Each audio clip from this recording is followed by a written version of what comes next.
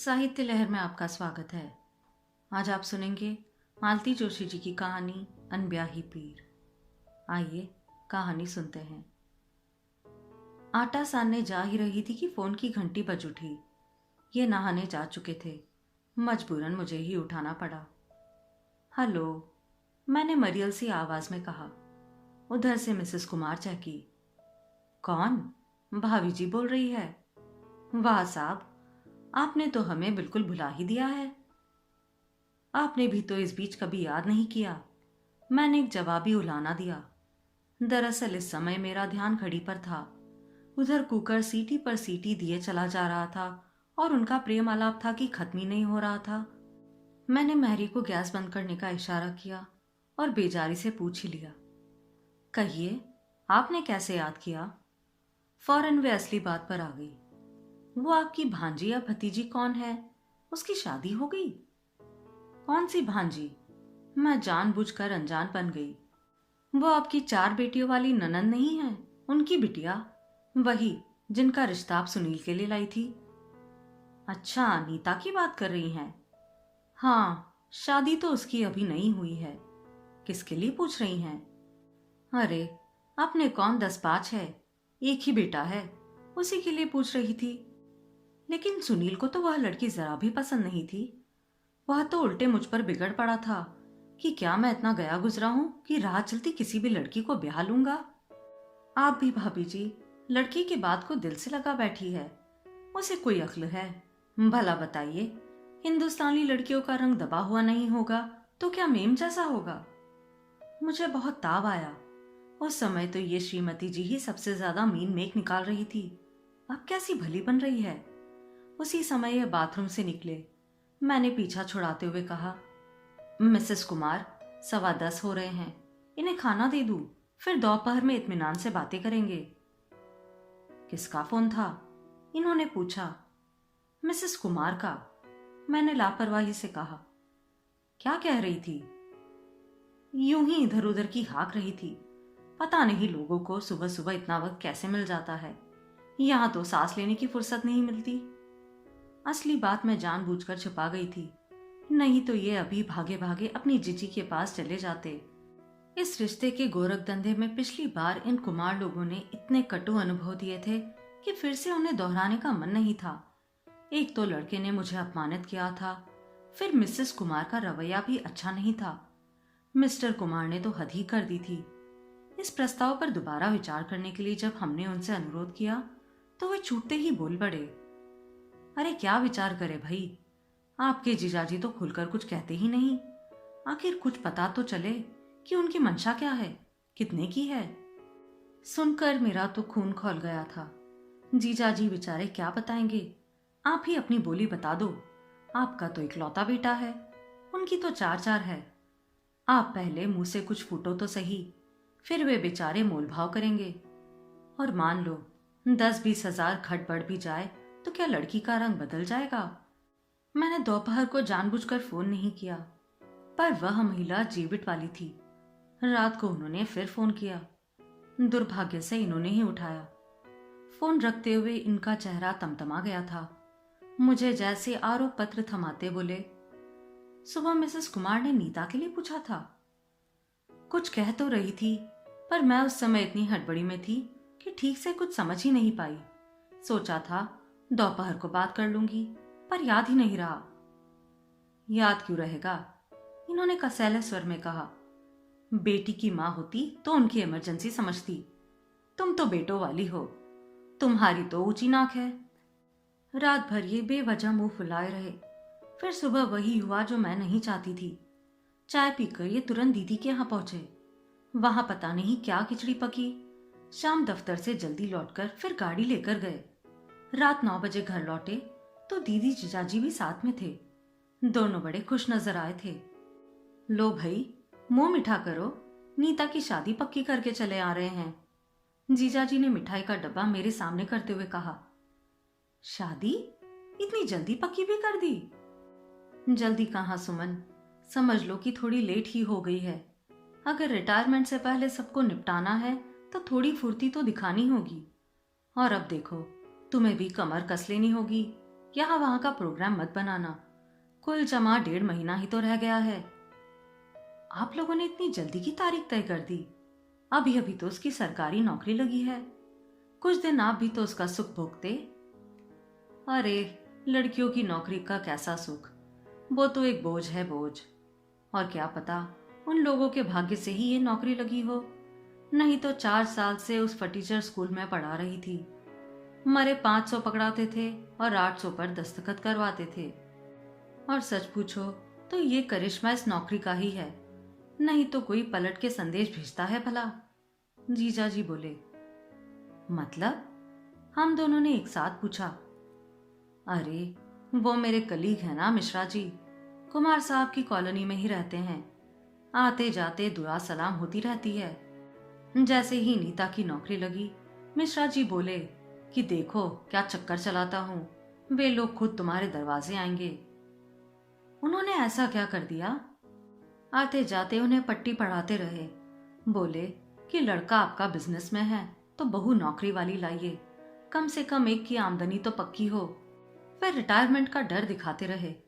बोले कि आज तो ऐश कर रहे हो, सरकारी मकान है तो कोई फिक्र नहीं है, कल को रिटायर हो जाओगे तो सड़क पर आ जाओगे, इसलिए बहू ढूंढो तो सरकारी नौकरी वाली ढूंढो, कम से कम मकान की तो सुविधा हो जाएगी। बस इसी तरह ठोक पीट कर अपनी बात कहते रहे। फिर जब देखा कि लोहा गर्म हो गया है तो धीरे से कान में नीता की बात डाल दी और लड़का राजी हो गया। अरे, कैसे नहीं होता, 2 साल से लड़कियां देख रहा था। साल भर पहले तो हम ही लोग गए थे, उसे कोई लड़की पसंद ही नहीं आ रही थी। उसे चाहिए थी हेमा मालिनी या श्रीदेवी। अब ये हेमा मालिनियां क्या ऐसे टटपुंजियों से शादी करती है? उन्हें चाहिए डॉक्टर इंजीनियर। माँ बाप ने साफ कह दिया, हाँ करते हो तो यहाँ बात चलाते हैं, नहीं तो तुम्हारी तुम जानो। आखिर हमें बेटियों की भी शादी करनी है, तुम्हारे पीछे कब तक हलकान होते रहेंगे। बस अल्टीमेटम मिलते ही हजरत रास्ते पर आ गए। आपने एक बार नीतू से तो पूछ लिया होता, मैंने दबी जबान से कहा। कमाल करती हो बहू, क्या इतना बड़ा कदम हम उसकी मर्जी के बिना उठा सकते थे? और वो हमारा वाला जमाना थोड़ी ही रहा कि जिसके साथ माँ बाप ने हाँक दिया चुपचाप चले गए। मैं अपना सा मुंह लेकर रह गई। नीतू पर गुस्सा आ रहा था, शादी के लिए मरी जा रही हो जैसे। अरे, एक बार मना करके तो देखती, बच्चों को पता चलता कि किसी के द्वारा नकारे जाने की पीड़ा कैसी होती है। मैं मन ही मन उबल रही थी, पर अपना आक्रोश प्रकट करने का कोई साधन नहीं था। सब लोग शादी की तैयारी में डूब गए थे, नीतू के मामा भी। मेरी नाखुशी से किसी को कोई सरोकार नहीं था। उस उत्साह को देख देख कर मुझे आश्चर्य हो रहा था। साल भर पहले इन्हीं लोगों ने नीता के रंग रूप की छिछालेदार करके टका सा जवाब दे दिया था। उसकी नौकरी की भनक लगते ही खुद उन्हीं लोगों ने प्रस्ताव भिजवा दिया। ऐसे स्वार्थी और लालची लोगों के यहाँ बेटी ब्याहने से तो अच्छा है वह कुंवारी रह जाती। लगा कि जैसे सबने अपना आत्मसम्मान ताक पर रख दिया है। नीता ने भी। उस दिन शायद रविवार था। दोपहर को रसोई समेट कर लेटी ही थी कि कॉल बेल बजी। भुनभुनाते हुए दरवाजा खोला। सामने नीता खड़ी थी। महारानी, इतनी धूप में कहां से चली आ रही हो? मैंने बेजान सा स्वागत किया। जरा बाजार तक गई थी, उसने बेवजह शर्माते हुए कहा। फिर इत्मीनान से सोफे पर बैठकर उसने थैले में से कार्डबोर्ड का एक बड़ा सा डब्बा निकाला। उसमें सफेद झक ऊन के 10 गोले थे। मैंने प्लास्टिक के बैग को ध्यान से देखा। उस पर शहर की सबसे बड़ी और महंगी दुकान का नाम था। दीदी की चारों लड़कियां सिलाई बुनाई में बड़ी होशियार है, पर उन्हें हमेशा फेरी वाले के ऊन पर ही संतोष करना पड़ता है। इतनी महंगी दुकान का तो वह सपना भी नहीं देख सकती। लगता है शादी की खुशी में नीता ने लंबी उड़ान भरी है। कार्डिगन बुन रही हो? मैंने पूछा। जी नहीं, पुलोवर। उसने फिर शर्म से लाल होते हुए कहा। मुझे अपनी ही बेवकूफी पर तरस आ गया। यह तो मुझे ऊन का रंग और नीता का चेहरा देखकर ही समझ लेना चाहिए था कि यह भावी पति के लिए तोहफा तैयार किया जा रहा है। पता नहीं सब लड़कियां होने वाले दूल्हे के लिए सफेद स्वेटर ही क्यों बुनती है। मामी जी, नीता कह रही थी, वो जो पिछले साल आपने कुणाल का स्वेटर बनाया था उसकी डिजाइन याद है? अपने घर के डिजाइन रिपीट करना मुझे कभी अच्छा नहीं लगा, पर नीता को मैं मना नहीं कर सकी। 13 लाइनों का वह मुश्किल पैटर्न था, पर उसने 1-2 बार में ही सीख लिया। फिर मुझसे फंदा भी डलवा लिया और एकदम उठकर खड़ी हो गई। अब चलूंगी मामी जी। अरे वाह, ये अच्छी शराबत है। एक तो मेरी नींद खराब करी, अब यह भी नहीं कि एक कप चाय ही पिलाकर जाती। बेचारी फौरन किचन में चली गई। जब तक चाय बनी मैंने उसके लिए नाश्ता लगा दिया। फिर मैंने देखा कि खाने में उसका जरा भी ध्यान नहीं था। वह बस कुतर रही थी। शायद उसे घर जाकर स्वेटर शुरू करने की अधीरता थी। इतने दिनों से मेरे मन में जो बात उमड़ घुमड़ रही थी उसे कहने का आज मौका था। आज उसके मामा जी भी घर पर नहीं थे और बच्चे भी नहीं थे। नीता, मेरे गंभीर स्वर से वह एकदम चौंक पड़ी। टुकुर टुकुर मुझे देखती रही। नीता, हम तुमसे बहुत नाराज हैं। क्यों मामी जी? मैंने कभी सोचा भी नहीं था कि तुम इस शादी के लिए हाँ कर दोगी। पिछले साल इन्हीं लोगों ने तुम्हारा अपमान किया था। कम से कम एक बार इनकार का मुंह तोड़ जवाब तो देती। कोई भी स्वाभिमानी लड़की यही करती।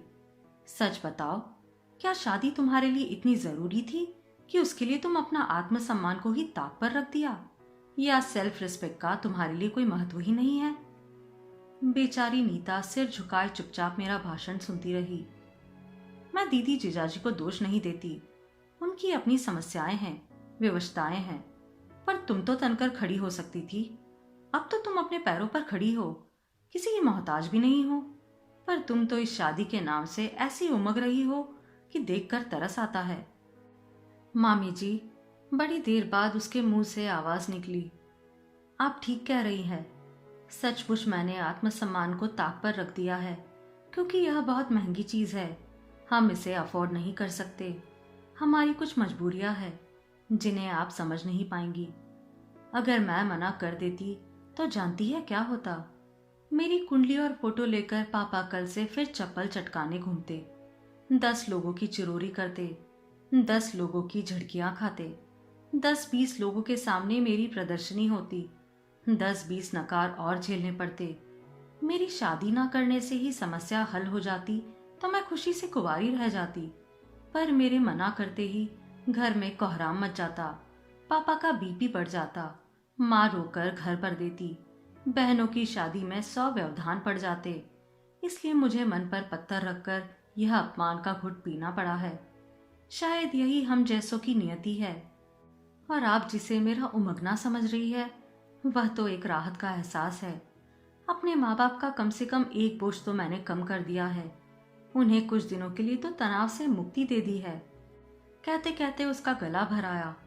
अपना सारा सामान समेटकर वह एक झटके के साथ उठ खड़ी हुई और चल दी। उसने एक बार भी पीछे मुड़कर नहीं देखा, ना ही मैं उसे आवाज दे सकी। उसके जाने के बाद बड़ी देर तक मैं पत्थर बनी कमरे में बैठी रही। मन ही मन में अपने आप को बार बार कोस रही थी कि क्यों मैंने उसकी दुखती रग पर उंगली रखी, क्यों उसके सुख का स्वाद कसैला किया। आप सुन रहे थे मालती जोशी जी की कहानी अनब्याही पीर।